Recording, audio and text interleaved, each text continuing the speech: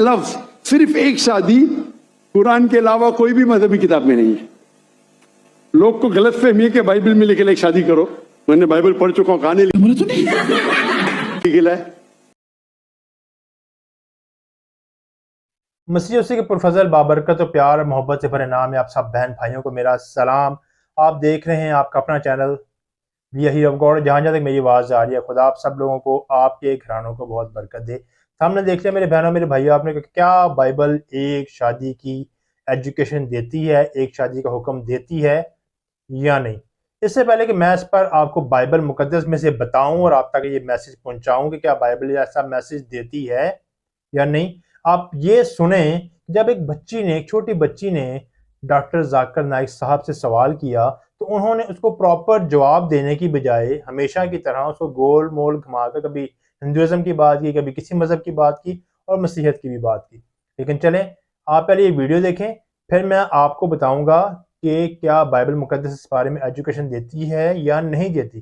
जो मेरे बहन भाई इस चैनल पर नए हैं, हमारे चैनल को लाइक कर लें, सब्सक्राइब कर लें, बेल आइकन को दबाएं ताकि हमारी आगे आने वाली वीडियोज़ के नोटिफिकेशन आप तक पहुंचते रहे। आप ये वीडियो देखें, फिर मैं बताऊंगा बाइबल इस बारे में क्या कहती है। इस वीडियो को एंड तक देखिएगा। मेरा ये मान है कि खुदा आपको बहुत बरकत देगा। बहुत से लोगों पर जो गर्द है दिमागों के ऊपर कि बाइबल में ऐसी कोई एजुकेशन नहीं है, वो भी मेरा ईमान है कि आज ये सुनाम में उड़ जाएगी।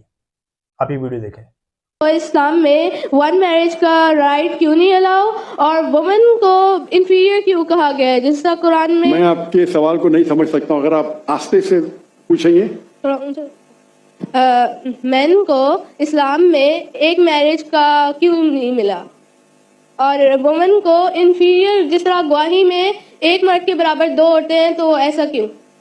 एक सवाल में, दोनों में से एक। पहला सवाल जो दूसरा सवाल पहला बता दें। पहला बहन ने सवाल पूछा कि इस्लाम मजहब में मर्द को एक से ज्यादा शादी करने की इजाजत क्यों है, तो ये सवाल था ना। अगर आप पढ़ेंगे दिगर मज़ाहिब की किताब में, चाहे बाइबल पढ़ो, चाहे वेदा पढ़ो, चाहे गीता पढ़ो, चाहे तलमुद पढ़ो, कोई भी मजहबी किताब में ये नहीं लिखा है कि आप एक ही शादी करो। सिर्फ कुरान में लिखा है। कुरान के अलावा आप कोई भी मजहबी किताब पढ़ो, चाहे बाइबल हो, चाहे वेदा हो, चाहे भगवत गीता हो, चाहे उपनिषद हो, चाहे तलमुद हो, कुरान के अलावा कोई भी किताब में नहीं लिखा है कि आप सिर्फ एक शादी कर सकते हैं। कुरान में लिखा है सूरह निसा में सूरह नंबर 4 आयत नंबर 3 में कि कहते हैं कि आप अपनी पसंद के बीवी कर सकते, चाहे 2, 3 या 4। लेकिन अगर आप उनमें अदल नहीं कर सकते, if you can not do justice, आप सिर्फ एक शादी कर सकते। तो ये लफ्ज सिर्फ एक शादी कुरान के अलावा कोई भी मजहबी किताब में नहीं है। लोग को गलत फहमी है कि बाइबल में लिखे एक शादी करो। मैंने बाइबल पढ़ चुका हूं, कहानी लिखा है, भगवत गीता में कहानी लिखा है। ये तो इंसान के बनाए हुए कानून है। जी मेरे बहनों मेरे भाई, वीडियो देखिए आपने। ये कह रहे हैं कि मैंने बाइबल को पढ़ा है, उसमें ऐसा कुछ नहीं है।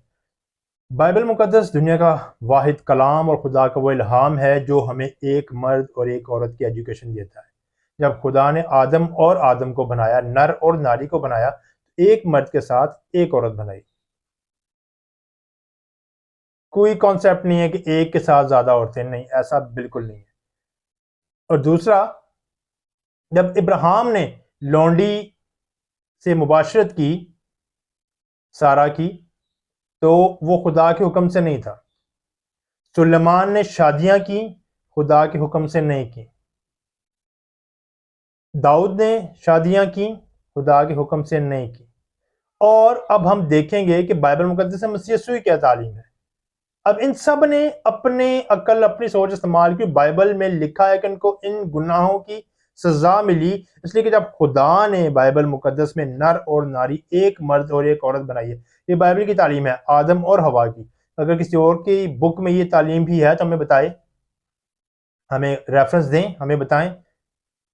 अब देखते हैं कि मसीह यीशु की तालीमात, जो नया अहद है, उसमें एक शादी की एजुकेशन है या नहीं है। मैं आपको बताया कि अगर आप बाइबल की स्टडी करें, आपको ईसाऊ की बहुत सी बीवियां नजर आएंगी, इसलिए वो नाफरमान है। और जो भी शख्स, मैं मसीहियों की बात कर रहा हूँ, जो भी शख्स मसीही खुद को कहता है और शादियां एक से ज्यादा करता है, वो खुदा का नाफरमान है, खुदा के कलाम पर अमल नहीं करता और वो खुदा की बादशाही में दाखिल नहीं होगा। आए कलाम मुकद्दस में देखते हैं, तीतस का जो खत है उसमें स्पेशल लिखा गया है कि जो निगहबान हों, जो बुजुर्ग हों, वो जो है बेइल्जाम भी हों और एक एक बीवी के शोहर भी हों। तिमोथियस का पहला खत में भी लिखा हुआ है, मैं वर्स आपसे शेयर कर रहा हूँ, आप पढ़ लें कि जो निगहबान का ओहदा चाहते हैं वो एक बीवी का शोहर हो। इससे तिमोथियस के खत में ही दूसरी वर्स भी लिखी हुई है, मैं ये पिक्चर आपसे शेयर कर रहा हूँ कि निगहबान का एक बीवी का शोहर होना जरूरी है, और जो निगहबान एक बीवी का शोहर होगा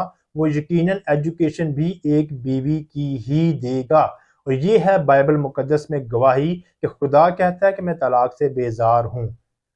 God don't like humans to give divorce. ना मर्द तलाक दे ना औरत तलाक दे, खुदा चीज से बेजार है। अब जब बाइबल मुकद्दस के मुताबिक जब हम लोग निकाह को सर अंजाम देते हैं बाइबल पर हाथ रखकर, तो इसका मतलब है कि हम बाइबल के हुक्मों को मानते हैं। और बाइबल कहती है कि निगहबान, अब मैं शोहर हूं, बाप हूं और मैं अपने खानदान का निगहबान हूं, तो मुझे भी एक बीवी का शोहर होना जरूरी है। ये है बाइबल मुकद्दस के मुताबिक कि निगहबान का एक बीवी का शोहर होना बहुत जरूरी है। और जो निगहबान होता है, जो टीचर होता है, जो सिखाता है, वो जब खुद एक बीवी रखेगा तो कभी भी ज्यादा बीवियों की तालीम कैसे देगा।